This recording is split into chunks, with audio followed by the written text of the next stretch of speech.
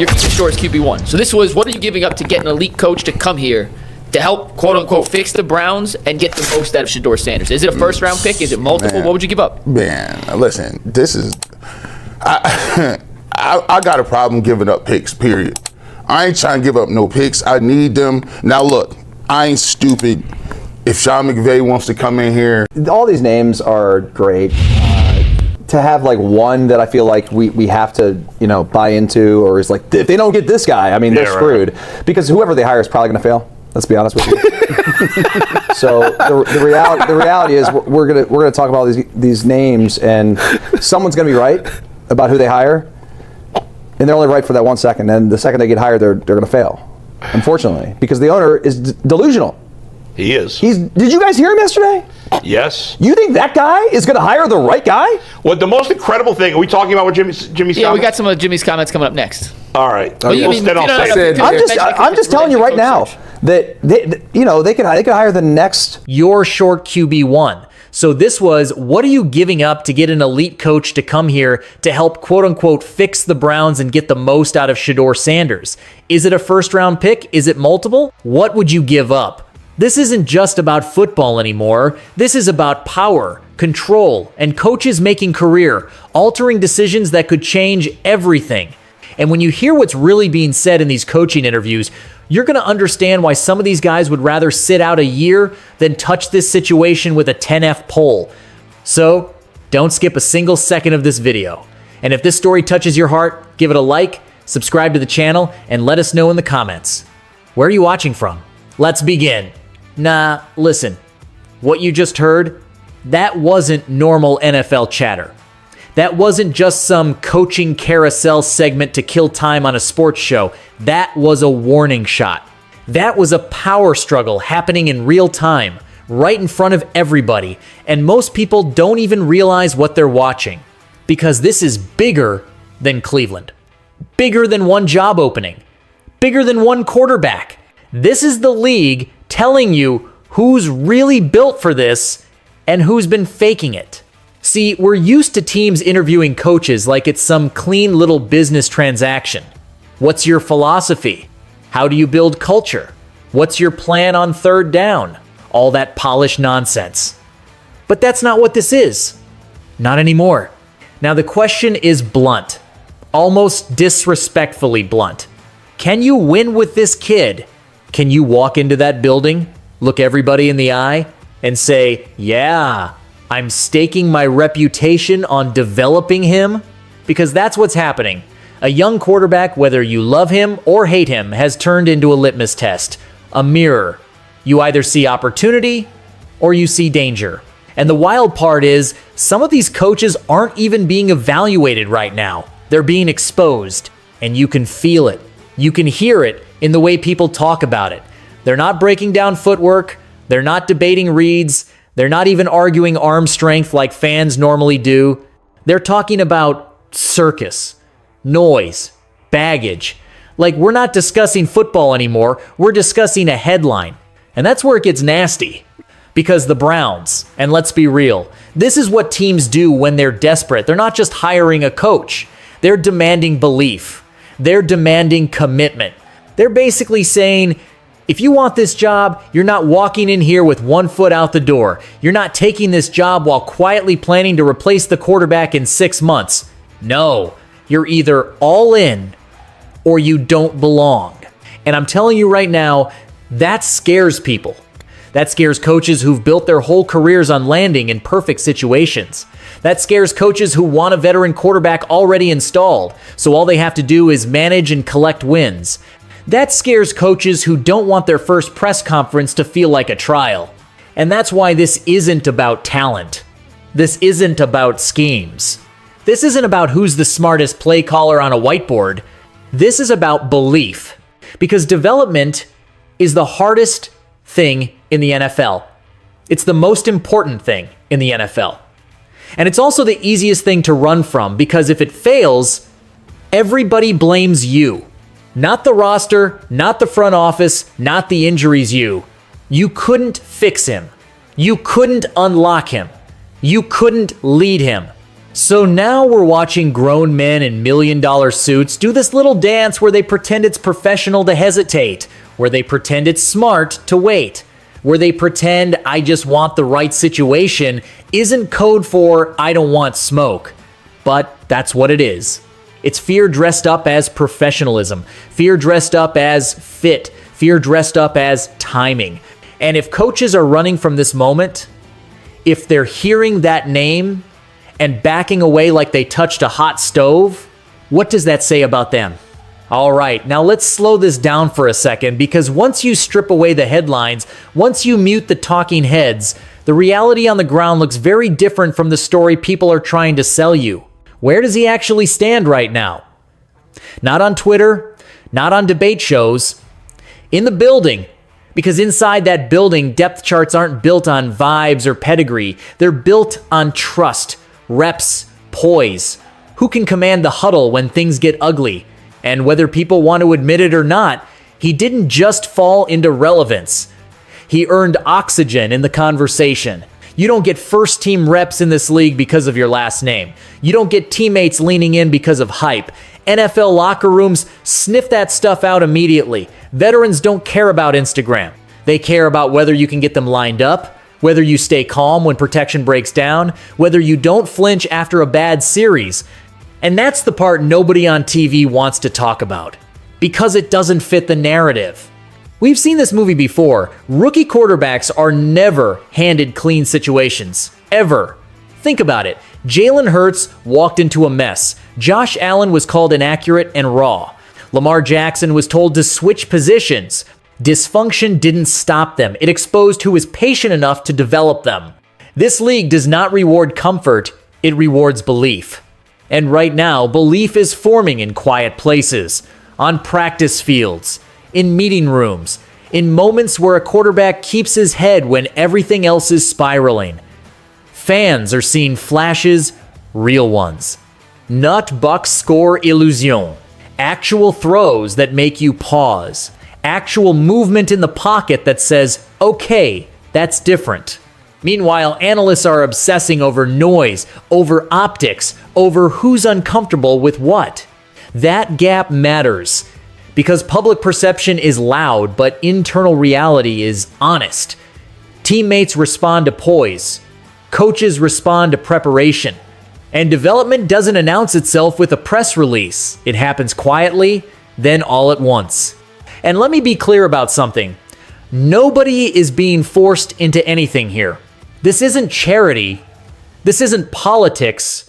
This is competition. If he wasn't showing something, the conversation would already be over. The NFL doesn't wait around, especially not at quarterback. The fact that this is even a debate tells you everything you need to know. He's not clinging to relevance, he's pushing his way into it. But here's where it gets uncomfortable for people. Opportunity doesn't look clean early. It looks messy, it looks unfinished, it looks risky. And for some coaches, that's exactly the problem. They don't want to be part of the process. They want the finished product. They want perfection before they commit.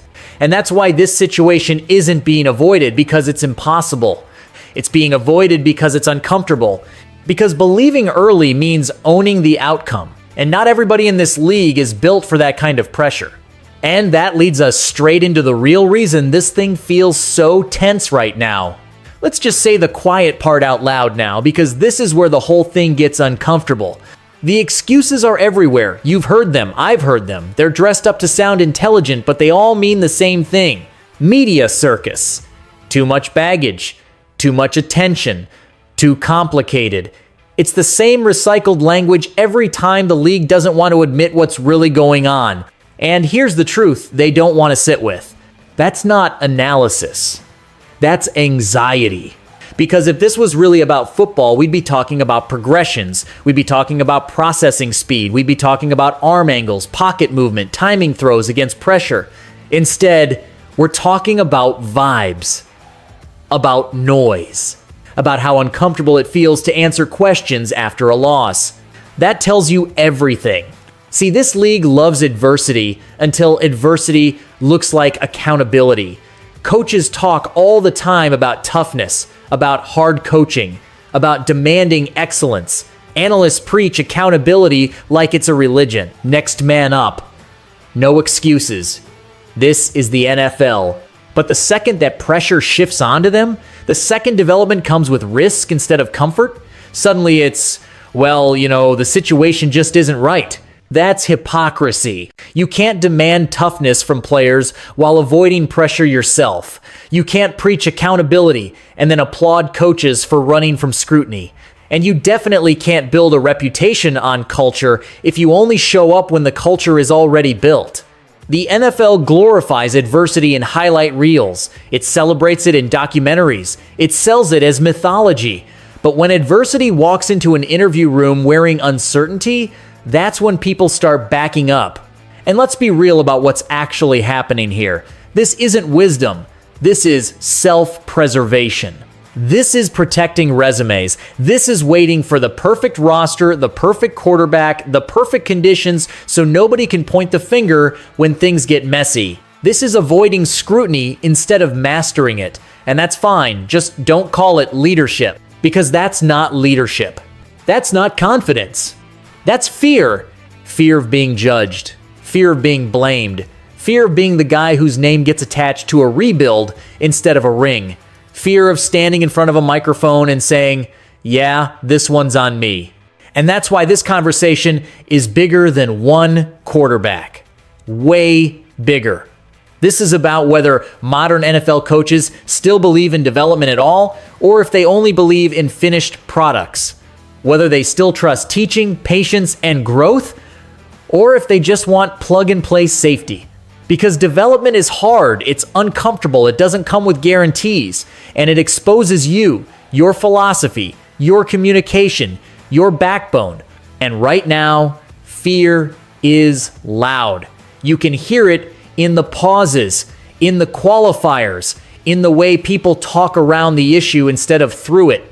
But here's the thing about moments like this, fear never dominates forever. Because when fear gets this obvious, courage starts to stand out. And the next part of this story? It belongs to whoever's brave enough to step forward. And this is where the story flips. Because if you're the right coach, if you actually know what you're looking at, this moment doesn't feel like a warning sign. It feels like an opening. Because when you turn off the noise and actually watch the tape, there are things you can't teach. Arm talent that jumps off the screen. Not just strength, but flexibility. The ability to throw from weird platforms, odd angles, off balance, and still put the ball where it needs to be. That's not coaching. That's God-given. You either have it or you don't. You see calm under pressure. And I don't mean perfect. I mean composed. Eyes downfield when the pocket starts collapsing. Shoulders not panicking when the first read isn't there. That matters. That's the difference between a quarterback who survives chaos and one who creates it. And then there's the respect piece, the one nobody can fake. Respect isn't demanded in an NFL locker room. It's earned. It's earned in how you take coaching, how you respond after a bad series, how you show up on a Wednesday when nobody's watching. That stuff doesn't trend on social media, but coaches see it immediately. And the growth? That's the part people are ignoring on purpose. Growth doesn't scream, it whispers. It shows up in better decisions, quicker processing, cleaner footwork. It shows up before the stats catch up, and it's happening in real time. Here's the part. The league pretends to forget every few years. Development is never linear. Ever. Every great quarterback had someone believe before it was obvious. Josh Allen looked reckless before he looked elite. Jalen Hurts was doubted until he wasn't. Lamar Jackson was figured out before he broke the system. Every breakthrough started in chaos. Every culture change started with resistance. Nobody walks into this league fully formed. Somebody always has to bet early. Somebody always has to take the heat first. That's how legacies are built, not by avoiding risk, but by surviving it. And that's why this opportunity is rare. This isn't just a chance to win games, it's a chance to define a franchise, to plant a flag and say, this is how we build, this is what we believe in. It's a chance to prove philosophy over narrative, teaching over talking, substance over comfort. This is a chance to win the hard way and actually mean it. Not with a perfect roster, not with a veteran quarterback doing all the work, but by shaping something, by guiding it, by taking responsibility when it stumbles and credit when it rises. Because at the end of the day, this doesn't come down to schemes or playbooks or resumes. It comes down to belief. Belief in teaching, belief in patience, belief in development when it's still messy. And whoever steps into the situation with that mindset, whoever sees possibility where others see risk, they're not just taking a job. They're stepping into a moment that could define their legacy forever. Here's my prediction, and I'm saying it with my chest, because this is one of those moments the league pretends is small until history circles back and exposes everybody. The coaches who run from this, they will be forgotten. Not hated, not even criticized long term, just quietly erased. Another name on a list. Another resume line that never turns into a legacy. Because the NFL does not remember the careful, it remembers the ones who stepped into uncertainty and owned it. And the coach, the one who embraces this, who doesn't flinch, who looks at the chaos and says, yeah, I want that challenge. That's the name we'll still be talking about. Because years from now, when this story gets reframed, and it always does, people are going to pretend it was obvious. They'll say, well, yeah, you could see the talent. They'll say, it just needed the right situation. They'll erase the fear. They'll erase the hesitation. They'll erase the fact that most people wanted no part of it. That's how hindsight works in this league. But if you're watching this in real time, you know better. You know this is the moment where belief gets tested, where patience matters more than takes, where real turning points begin not on Sundays, but in decisions made behind closed doors. This is where franchises are actually built, not when everything's clean, but when it's still fragile, when belief comes before results. When a coach has to stand in front of a room and say, I don't care what the outside thinks, I know what I'm seeing. Because pressure doesn't destroy careers. Avoidance does. Noise doesn't break players. Fear breaks coaches. Opportunity never looks safe at the beginning. It looks risky. It looks unfinished. It looks like something you can talk yourself out of if you want to sleep better at night. And that's why so many people miss it. But the ones who don't, the ones who lean in instead of backing away, those are the ones the league ends up chasing later. Those are the ones who get documentaries. Those are the ones whose names turn into verbs. And that's why I keep coming back to this one truth. This isn't just about a quarterback. It's about courage. It's about whether anyone still believes development is worth betting on. Whether anyone still believes leadership means stepping into heat, not avoiding it. Because one day, not that far from now, this entire situation is going to be looked at differently. Somebody's going to be winning. Somebody's going to be thriving. And a lot of people are going to quietly pretend they were never scared. So I'll leave you with this, and I really want to hear what you think. When this story is told years from now, when the dust settles and the rewrites start, who do you think is going to look foolish? The player who was doubted, or the coaches who ran?